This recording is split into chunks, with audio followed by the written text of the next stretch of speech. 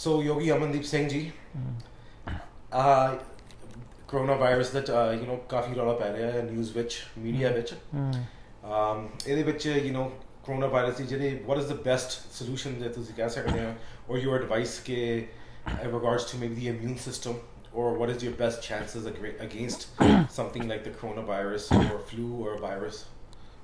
Sure. Yeah, so we are not individual beings. We are a collective being. So we are not individual beings, we are collective being. Everything around us, from the stars to the blade of grass, is affecting us. And so when something happens externally, when even if it's not in your control, you will be affected. So there is a personal karma, there's a country's karma, there's also a clan karma, there's also an ethnic karma, and then you have the world karma. So for the past few years, we have slaughtered too many animals and according to some of the research, this is due to some of the meat that people consumed, and I will not go into that, but collectively there's this karmic thing that is happening because humanity is not thinking right, it is not eating right, it is not behaving right. So we as humanity will suffer. Now the suffering can be lessened when you take the shelter of dharma. So karma sometimes you have to go through, but you can reduce the impact of the karma by taking the shelter of dharma. So dharma, the technology of the guru and the teachings of our sages, one of the beautiful meditation or kriyas we call it, that you can do to overcome viruses, basically to make your immune system strong so you can fight anything, coronavirus or whatever virus or flu or whatever that is happening. It's a simple meditation where we use the power of the breath, the power of the Pavan Guru. Now one thing is very important, that our ultimate shelter, which comes through the teachings of the Guru, the teachings of the Dharma, is Pavan Guru. So the sooner we connect ourselves with the Pavan Guru, the wisdom of the breath, the wisdom of the prana, the wisdom that sustains. So prana is that vital force which sustains the creation. So the faster you understand the power of the breath, the faster you dive into and take the shelter of the breath, the healthier you will be. So in this beautiful kriya, we will make our spine straight and eyes will be closed. And as you close the eyes, you throw the tongue out. Eyes will be closed, mouth open, throw the tongue out. So the tongue represents the world. So whatever goes into you from the world is first consumed, touched, watered by the tongue. So anything impersonal, is made personal when it goes and enters into your mouth, and your tongue hugs it, wraps it, chews it, and then makes it personalize, and it goes down, and whatever goes in becomes part of you. So the tongue is the middle way, is the middle path. It is that intermediate space where the unknown becomes the known, where the impersonal becomes the personal, where that which you don't know becomes part of your knowing. So it's a very important sacred part of the body, the mouth.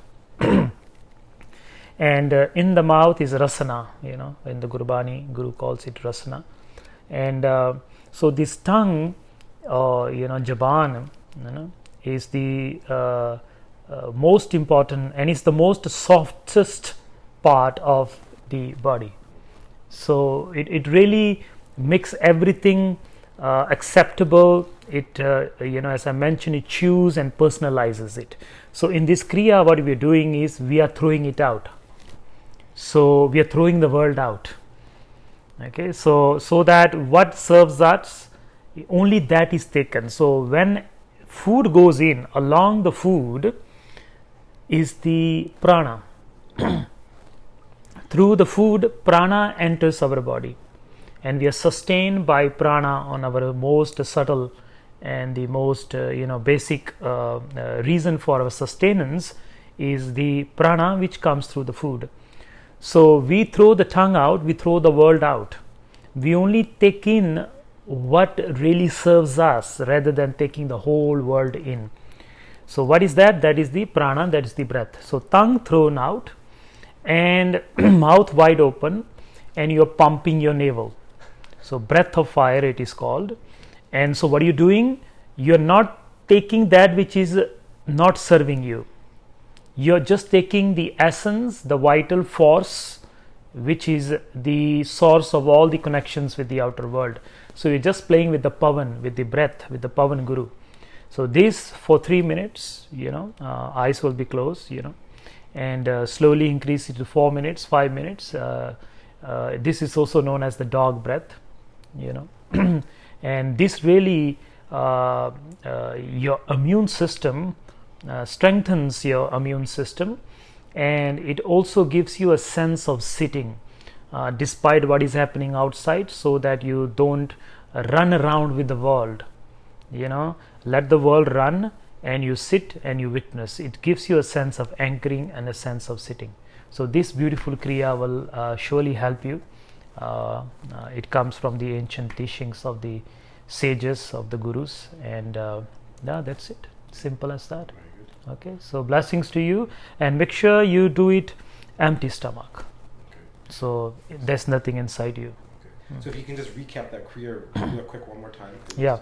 So spine is straight, eyes is closed, hands you can put it on your knees, mouth wide open, really wide open, tongue thrown out, throw the tongue out, really out. You feel the pressure in the base or the back of the tongue, and as you hold this mudra, you pump your navel, and it will sound something like this. You'll feel the breath, just the pavan going in and cleansing you and cleansing your whole being. And this also magnifies your aura, your electromagnetic field, which the Guru calls Chaugird Hamare Ramkar Dukh Lage Na Pai. Then no disease, no illness will touch you if your Ramkar, if your magnetic field is strong. And one of the ways to make your magnetic field strong is to inhale strongly, inhale powerfully, and exhale powerfully. And that's what we are doing. Okay, blessings to you.